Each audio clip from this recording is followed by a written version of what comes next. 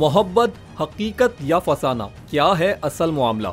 America से हजारों kilometre सफर करके खातून पाकिस्तान सिर्फ 19 साला लड़के की मोहब्बत में आई या इरादे कुछ और थे? नौजवान की मोहब्बत में कराची आई खातून का बेटा सामने आ गया। अमरीकी खातून ऑन्जीना एंड्रिफ रॉबर्टसन का अमेरिका में मौजूद बेटा मंजर आम पे आ गया, जिसने असल हकाइक से पर्दा उठाते हुए अपनी वालदा को जहनी मरीज करार दे दिया। खातून के बेटे ने अपने वीडियो पैगाम में कहा कि मीडिया के जरिए मालूम हुआ वालिदा पाकिस्तान में है। मेरी वालिदा एक शख्स और इसके अहले खाना से मिलने पाकिस्तान गई थी और वालिदा ने 2 हफ्ते के बाद वापस आना था, लेकिन वो नहीं आई। नौजवान ने मजीद कहा कि मैंने वालिदा को वापसी के लिए मनाने की भी बहुत कोशिश की, लेकिन नाकाम रहा। मेरे भाई और मैंने इनकी वापसी का टिकट भी करवाया था। वालिदा जहनी मरीज हैं, इनके सोचने समझने की सलाहियत मुतासिर है।